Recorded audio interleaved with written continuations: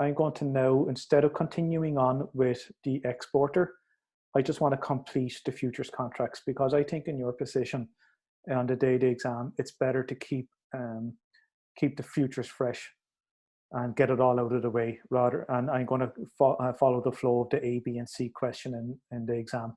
So I'm going to complete the futures contracts for this question, which means now I'm going to jump into the importer. Okay. Here's my italics. So I'm going to be a lot quicker with this in the explanation. Going to highlight what we need. Import goods. Oops. We're going to import goods from Canada.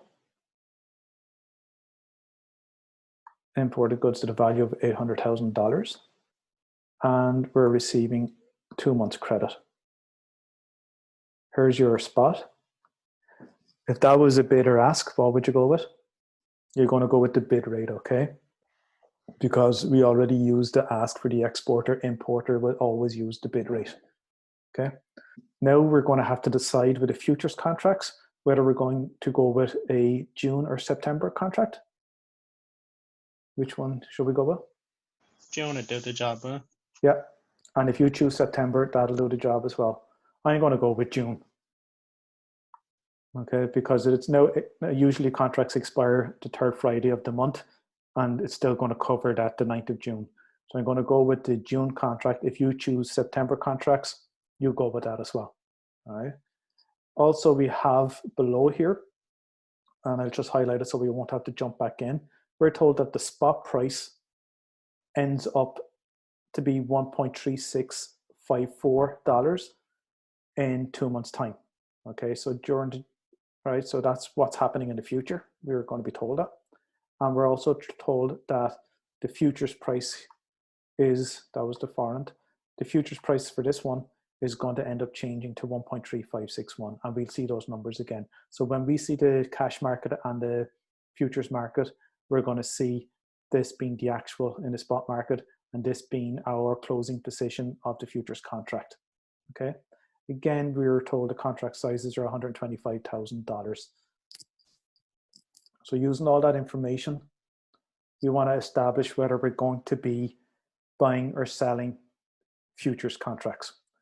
Again, you might shortcut it and just learn that the exporter will always buy futures because the underlying is your home currency, and the importer will always initially sell futures because the underlying is the home currency. But I'm going to explain it again to you. You imported goods, which means you end up having to pay in Canadian dollar. The Canadian company wants Canadian dollars. So it's up to you now to sell your euro. This is what you're doing initially. You're selling your euro. You're going to be buying the Canadian dollar. You'll look at your underlying contract, and we're told that the futures are quoted as, each contract is quoted at 125,000 euro. Okay, so you match up what you're doing with your home currency, we're selling it, with the underlying currency, which happens to be the euro. Therefore, you will sell futures.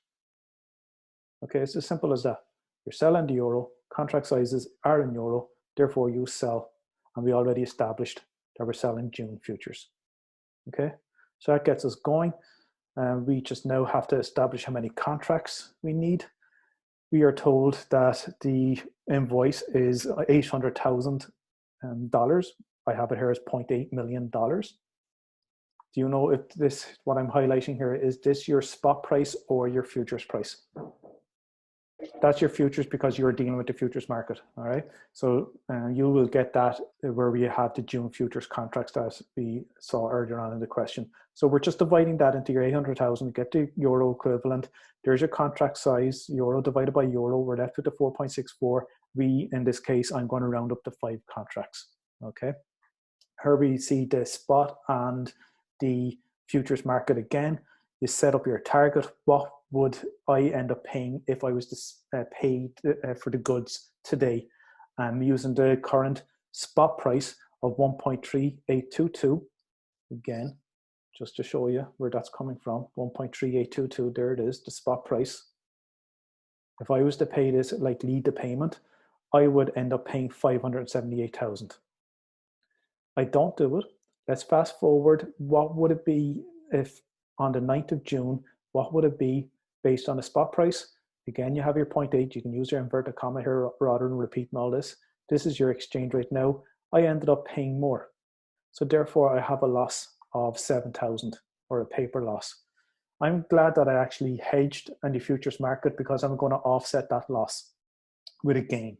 You'll always end up doing, that's why it's called hedging, because whatever you're losing, you will gain in the futures, and vice versa. If you gain in the spot market, you will lose in the futures market because you're trying to lock in this 578 here. You're trying to always lock in the target, okay? So with the futures market on the 9th of April, there's our 5, look, 5 contracts. That's our 5. This is our contract size, and we take the futures price. Again, this was taken from the table that we saw. Notice 1.3798. There it is, 1.3798 June futures for the Canadian dollar. Okay, working that out, this is the Canadian dollar. So I make sure I'm putting in that symbol so I don't put in euro. It's easily mistaken. People can leave it out. You want to close it out, and therefore if you sell initially, you have to buy it back. So that's how we close out this. Again, you repeat the 5 by 125 because you have to close out your 5 contracts that you initially sold. The contract sizes stay the same. The only thing that changes is your futures price. And again, I highlighted that earlier on. You'll find that underneath the table in the sentence. And this is what we have. If you sold at 862, you buy it back at 847, which means you made a gain. Think of you buying, selling high, buy it back low. So you made a gain here of 14,000. And here's where I asked you to write the note. When you're dealing with the futures contracts, whether it's a gain or a loss, you need to convert it into your home currency. Don't leave it at the 14,000 because you're doubling your hedge efficiency. If you think this is euro, it's not, it's Canadian dollar. You convert it at this value. Is this your spot or is this your futures price? That 1.3654. That's your spot. That's your spot price, because remember, the futures market is all finished now. We've just closed out our contracts. No longer we take our money. We have Canadian dollar. Let's convert it into euro. Then it converts at 10,848.50. Okay, so that's good for us. Maybe it's because we rounded up our contracts, and that's what it is. We rounded up our contracts. We ended up with a higher gain. It worked out for us in this one, unlike the previous example. And now we need to calculate that next part, which is your net payment. The net payment, I always take my actual first. Okay, there's my actual 585. There it is, 585. Okay, my gain of there it is, my gain of 10,848. Why am I subtracting my gain? In the previous example, I actually added on for the exporter my gain, look.